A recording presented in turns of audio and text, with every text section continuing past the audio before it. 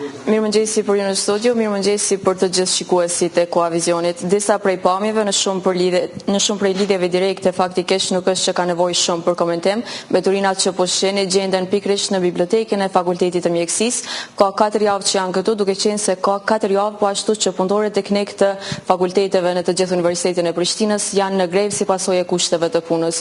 Por për mënyrën se si këto mbeturina po indikojnë studentët dhe po ashtu se sa po vështirësojnë atyre procesin mësimor, i flasim këto çështje me studentin Ylza Triqi, i cili është student i Fakultetit të Mjekësisë. Yll, mirëmëngjesi, kënaqësi që të kemi, faleminderit shumë për kohën. Mirëmëngjesi, faleminderit edhe për ju.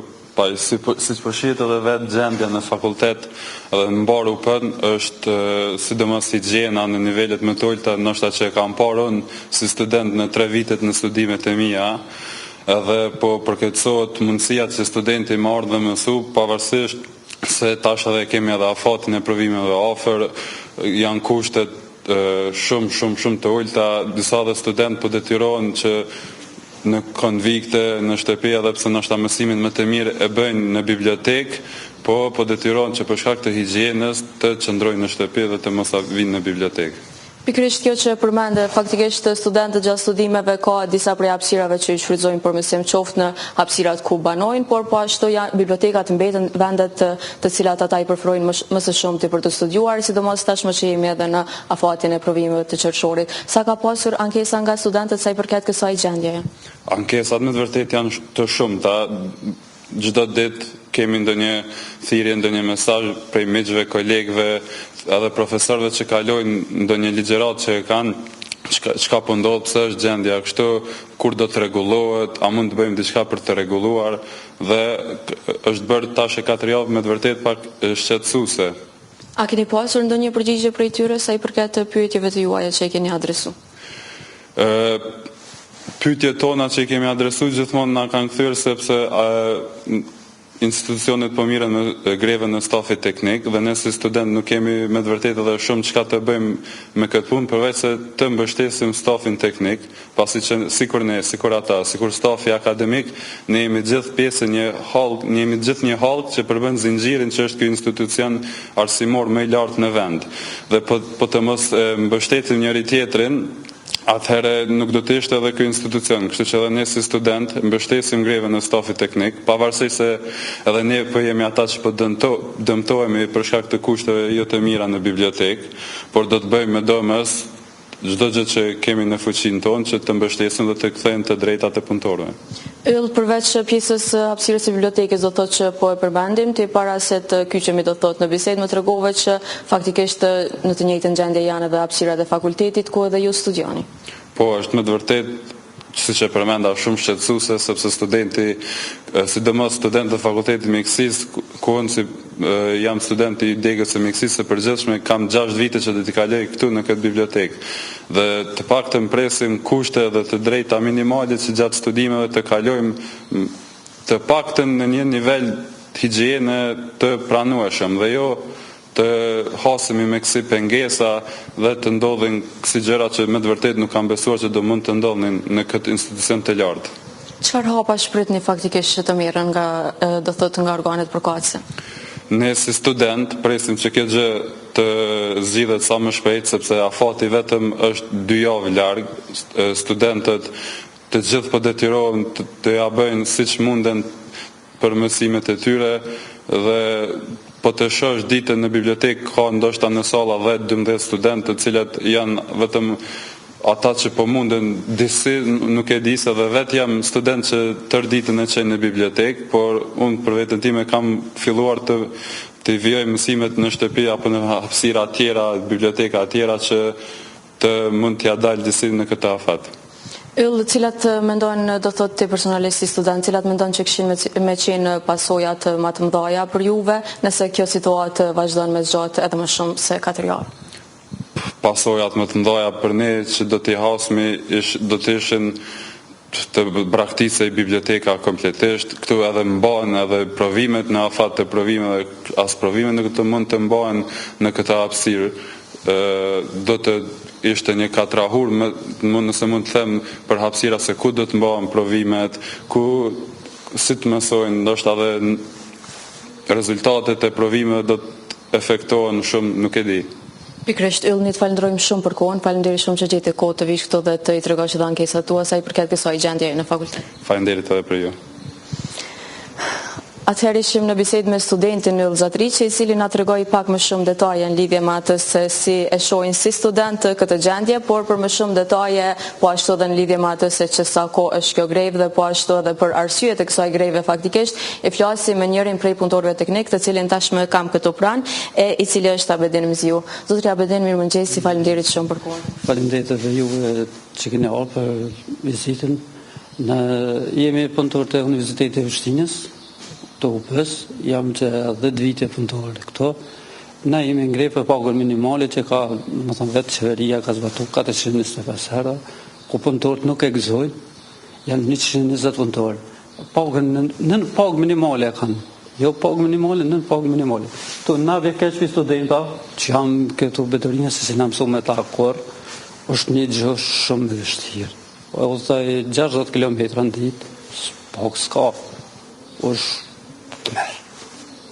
Ju më thatë që ka 4 javë që jeni në këtë gjendje. Java 4 tash që kja.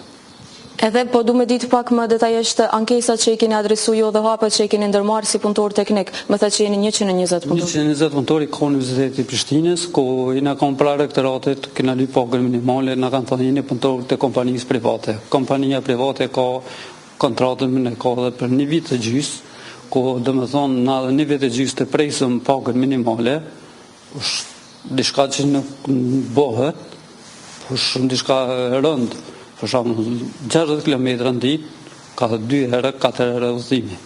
Po shem, ç'është ja del. 295 herë me një punëtor. Domethënë është shumë vështirë. E kuptueshme, zotri Abedin, kisha dashur me ditë cilat janë disa prej ankesave dhe sa i përket kolegëve të to dhe cilat janë disa prej hapave që planifikoni me ndërmarrë ju si staf teknik. Na si staf teknik greven do ta vazhdojnë edhe pse na kanë thonë nuk do të keni edhe pagë minimale për shkak se pse jeni çunë grevë. Domethënë rektori thotë unë nuk kam punë me juve, nuk jeni punëtor tonë. Na jena që 10 vite punëtor të universitetit, jo punëtor të kompanisë. Pse e kam privatizuar edhe në talë në sektor tjetër, në faj punëtor s'kem. Ne jemi 120 punëtorë, tash kur ta marrësh pagën 290 herë, udhtoj se cilë udhëtan, vina në ora 7 këto, jemi të nditën, edhe nuk e gëzoni pagë minimale. Na nuk kena kundër kompanisë, nuk kemi probleme me kompani kurrë. Na veç jemi të li pagën minimale që vetë shteti ka zbatuar. Nuk për lipëm diçka ma ekstra, nuk për lipëm rrugë, pagën bezon 700 herë. Pagën minimale, 425 e ka caktu, 425. Edhe pse kur kam paga minimale 350, punëtor teknik nuk e gëzojnë. Në me thonë janë 295 herë i marrin i që i bije nën pagë minimale.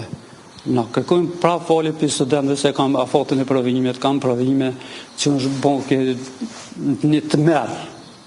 E thonë në Kosovë, që në shekëll një sënet, që dhe jene më boke e gjë, dishka është më këmë doket s'pëti, mazise sklavë. Zotri Abedin, a ka ndodha është përsërit kjo situatë edhe më herët para kësaj, do thot, apo është hera parë që jo po... Në që dhe para një kohë vitit të kalumë, në që, në kanë thonë, dojtë se bënë dishka me kontrata. Ka vazhdu kontrata ekstra apet, dhe me thonë nuk e kam pos gjithë në rektorate. Ashtë kur shiko fajt, rektorate e gjumë të kompania për gjumë të rektorate. Dje kemi pos një mledhe, në kanë thonë që do të shkohet kompania, nuk e ka rritë numërin, nuk e dim na që ka rritë numërin. Në veç i këna thonë, na për dojnë a pogër minimalit të që bani ju mes kompanijive dhe atyme, na nuk kemi faj. Po na jena sikur ata jetime, ata bonë e me non kërë.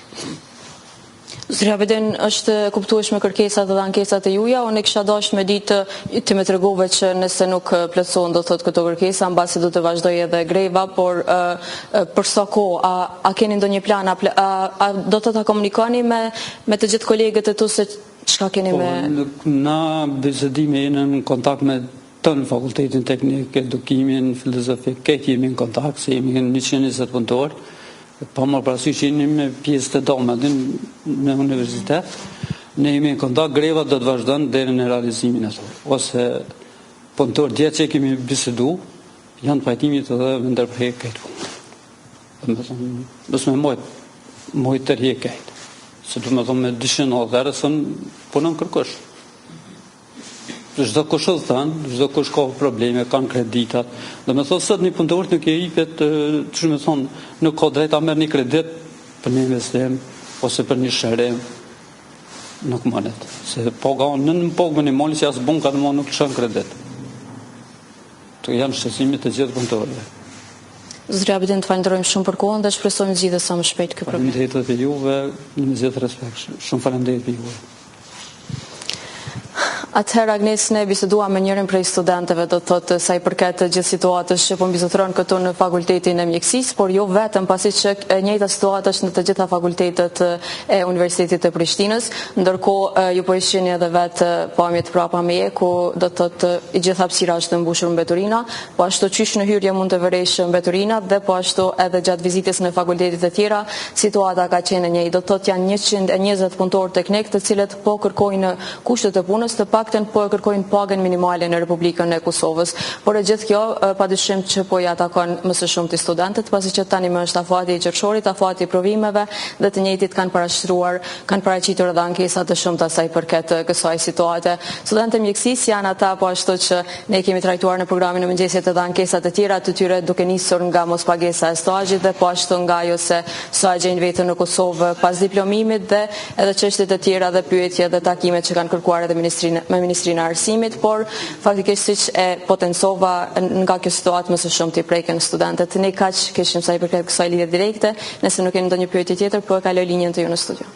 Jo, Fatjona, falimderit shumë për gjitha këto informata dhe falimderit po ashtu që e solla dhe si çështje për me diskutu në emisionin sot, të paktën të kthehet si vëmendje për shkak të situatës në të cilën gjenden edhe studentët, për nga ana tjetër edhe punëtorët teknik të cilët i kërkojnë të drejtat të tyre dhe kërkojnë një rrugë, të paktën një pagë minimale, e që punëtorit teknik pra theksoj që nuk marrin as pagën minimale në Republikën e Kosovës, madje edhe studentët duke i pa këto pamje që janë mjaft alarmante, mjaft shqetësuese të hyjmë në një objekt, në një institucion ku ne mendojmë të mësojmë, studiojmë edhe të vazhdojmë tutje ndoshta me profesionin ton, me njëherë qysh aty në hyrje të derës mundemi me pa që ëndrat duket se po ndalen.